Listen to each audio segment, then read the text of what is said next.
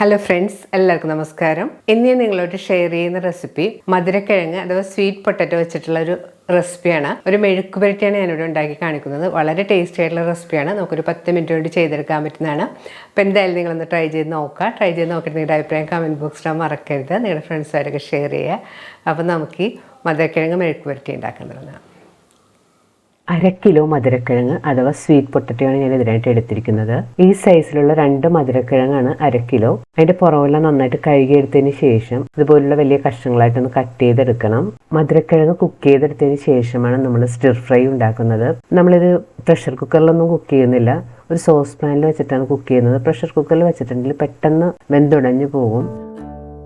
കൂടുതൽ വെന്തുടഞ്ഞിട്ടുണ്ടെങ്കിൽ അതിനത്ര ടേസ്റ്റ് കാണില്ല. കട്ട് ചെയ്തെടുത്ത മധുരക്കിഴങ്ങ് ഒരു സോസ് പാനിലേക്ക് ഇട്ട് കൊടുക്കാം. ഇനി ഇതിലേക്ക് പാകത്തിനുള്ള വെള്ളം ഒഴിച്ചു കൊടുക്കണം. വെള്ളം മധുരക്കിഴങ്ങിൻ്റെ മുകളിൽ നിൽക്കുന്ന വിധത്തിൽ വേണം ഒഴിച്ചു കൊടുക്കാനായിട്ട്. ഇനി ഇതൊന്ന് സ്റ്റൗവിൽ വെച്ച് കുക്ക് ചെയ്തെടുക്കണം. മധുരക്കിഴങ്ങിൻ്റെ കുക്കിംഗ് ടൈം എന്ന് പറഞ്ഞാൽ വളരെ കുറച്ച് മതി. ഇത് പെട്ടെന്ന് വെന്ത് കിട്ടും. 8 അല്ലെങ്കിൽ ഒരു 10 മിനിറ്റ് കൊണ്ട് ഇത് പാകത്തിന് കുക്കായിട്ട് കിട്ടും. ഇത് കൂടുതൽ വെന്തുടഞ്ഞു പോകാനും പാടില്ല. ഇനി ഇതിനായിട്ട് വേണ്ടത് ഈ സൈസിലുള്ള 2 സവാളയാണ് ഞാൻ എടുത്തിരിക്കുന്നത്. പിന്നെ വേണ്ടത് പച്ചമുളകാണ്. സവാള കനം കുറച്ച് നീളത്തിലുള്ള കഷ്ണങ്ങളായിട്ട് കട്ട് ചെയ്തെടുക്കണം.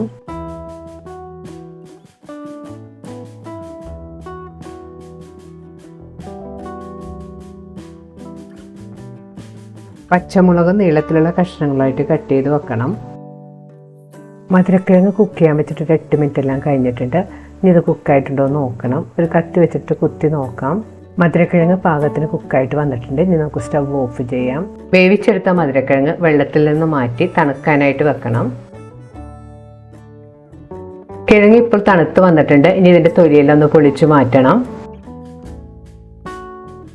തൊലി കളഞ്ഞെടുത്ത മധുരക്കിഴങ്ങ് ഈ സൈസിലുള്ള കഷ്ണങ്ങളായിട്ട് ഞാൻ കട്ട് ചെയ്തെടുത്തിട്ടുണ്ട്. മധുരക്കിഴങ്ങ് ഫ്രൈ ഉണ്ടാക്കാനായിട്ട് ഞാനൊരു പാൻ ചൂടാക്കാൻ വെച്ചിട്ടുണ്ട്. പാൻ ചൂടായുമ്പോഴേക്ക് 2 ടേബിൾ സ്പൂൺ വെളിച്ചെണ്ണ ഒഴിച്ചു കൊടുക്കാം. വെളിച്ചെണ്ണ ചൂടായുമ്പോഴേക്ക് ഒരു തണ്ട് കറിവേപ്പിലയിട്ട് മൂപ്പിക്കണം. ഇനി ഇതിലേക്ക് 1 ടീസ്പൂൺ ഇഞ്ചി ചെറുതായിട്ട് ചോപ്പ് ചെയ്തതും 1 ടീസ്പൂൺ വെളുത്തുള്ളി ചെറുതായിട്ട് ചോപ്പ് ചെയ്തും കൂടെ ചേർത്ത് കൊടുക്കണം. ഇവ ചേർത്ത് 2-3 മിനിറ്റ് നല്ലതുപോലെ വഴറ്റി കൊടുക്കണം. ഇനി ഇതിലേക്ക് കട്ട് ചെയ്ത് വെച്ചിരിക്കുന്ന മധുരക്കിഴങ്ങും കൂടെ ചേർത്ത് കൊടുക്കാം. മധുരക്കിഴങ്ങ് ചേർത്ത് കഴിഞ്ഞ് സ്റ്റവ് ഒരു മീഡിയം ഫ്ലെയിമിൽ വെച്ച് കുറച്ച് സമയം നല്ലപോലെ വഴറ്റി കൊടുക്കാം.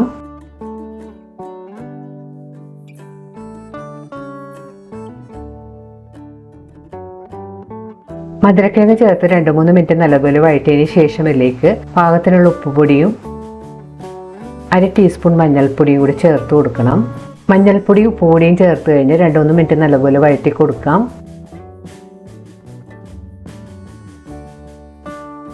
ഇനി ഇതിലേക്ക് കട്ട് ചെയ്ത് വെച്ചിരിക്കുന്ന സവാളയും പച്ചമുളകും കൂടി ചേർത്ത് കൊടുക്കണം.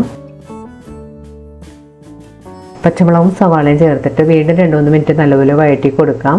സവാളയിലൊന്ന് സോഫ്റ്റ് ആയിട്ട് വരുന്നവരൊന്ന് വഴറ്റി കൊടുക്കണം.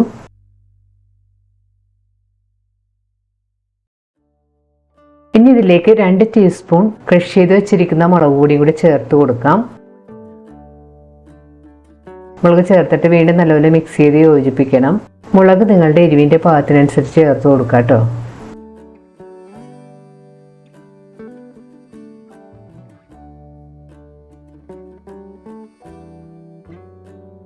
മധുരക്കിഴങ്ങിന് നല്ലൊരു കളർ കിട്ടാൻ വേണ്ടി ഞാൻ അതിലേക്ക് 1 ടീസ്പൂൺ കാശ്മീരി ചില്ലിപ്പൊടിയും കൂടി ചേർത്ത് കൊടുത്തിട്ടുണ്ട്.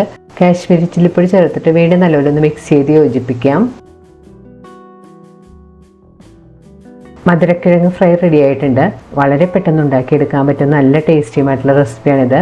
എന്തായാലും നിങ്ങളൊന്ന് ട്രൈ ചെയ്ത് നോക്കിയിട്ട് നിങ്ങളുടെ അഭിപ്രായം കമൻറ്റ് ബോക്സിൽ മറക്കരുത്. നിങ്ങളുടെ ഫ്രണ്ട്സുകാരൊക്കെ ഷെയർ ചെയ്യുക. വീണ്ടും ഇതുപോലുള്ള സിമ്പിളും ടേസ്റ്റിയുമായിട്ടുള്ള റെസിപ്പി ആയിട്ട് നമുക്ക് കാണാം. Thank you.